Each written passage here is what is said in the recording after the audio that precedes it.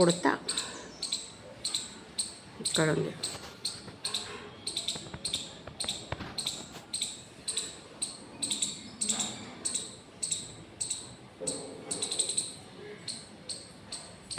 ఎక్కడున్నా అనుకున్నా.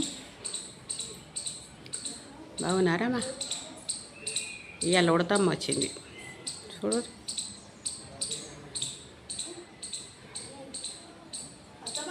మనకి ఎడ తీరికలు ఉన్నాయి, ఇవన్నీ చూసుకుంటూ కూర్చుందానికి లేవు. కానీ నాకు మాత్రం జర పొద్దున లేచినప్పుడు వాకింగ్ చేస్తూ కూర్చుంటాం కదా, జరసేపు రిలాక్స్ అయ్యామన్నప్పుడు ఇవి కనబడుతున్నాయి.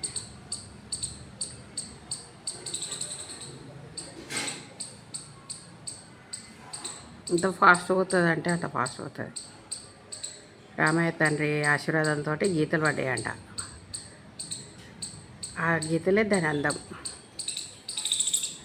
సౌండ్ కూడా చూడు.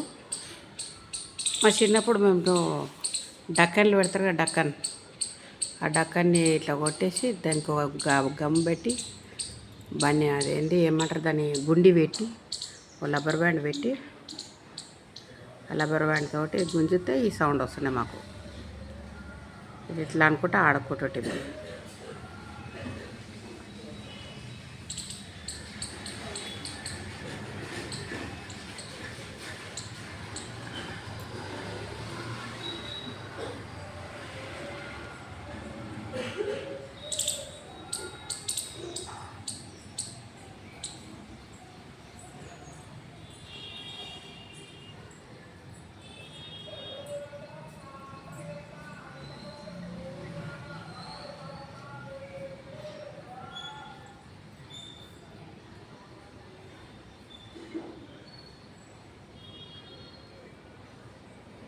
ఏమన్నా ఉరుకులాడుతున్నావే ఉడతా?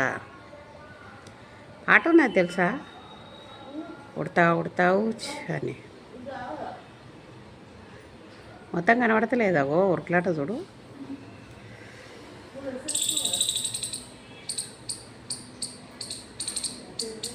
అబ్బబ్బా,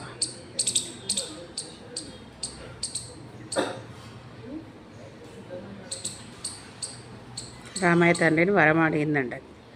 అందుకే ఏదైనా సాయం చేస్తే ఉడత సాయం చేసినారు అని అంటారు. చిన్న సాయం, కానీ అంత చిన్న సాయానికి రామయ్య తండ్రి ఇట్లా చేతితోటి నిమ్మరేసరికి ఆ గీతలు పడ్డాయంట ఆ ఉడత.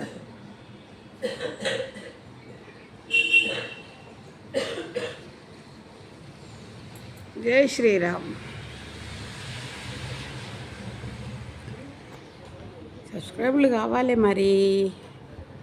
ఏదో తీస్తుందని అనుకునే కంటే కొంచెం ఆలోచించిండ్రి. అన్నీ అందరు చేస్తున్నారు, మెల్లిమెల్లిగా ట్రై చేస్తున్నా. టైం పడుతుంది, లేట్ అయినా సరే అనుకుంటున్నా. మంచిగా అనిపిస్తే చూడు. మీరే కదా నాకు. ఉంటా మరి, బాయ్. ఎక్కడున్నావమ్మా?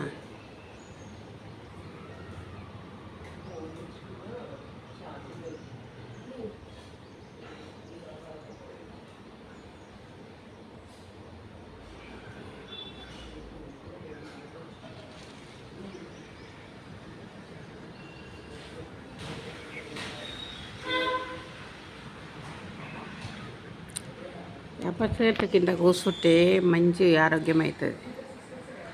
మా దృష్టాన చెట్టు దొరికింది కాబట్టి ఉన్నది, మంచిగా అనిపిస్తుంది. చల్లగా హాయిగా ఆ తల్లి నీడలో కూర్చున్నట్టు ఉంటుంది పొద్దున.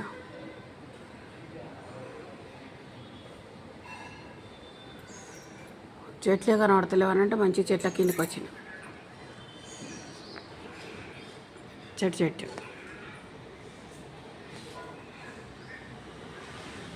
చెట్టు విలువలు ఇప్పుడు తెలుస్తున్నాయి మనుషులకు. తుఫాన్లు అవి వస్తున్నాయి కాబట్టి ఎప్పుడో అర్థమవుతుంది. అంతకుముందు చెట్టుని ఇది చేయలే. ఇళ్ళలో కూడా చిన్న చిన్న చెట్లు పెట్టుకొని మంచి డెకరేషన్లు చేసుకొని చెట్లతోటి చేసుకుంటారు చాలామంది. ఉంటా మరి.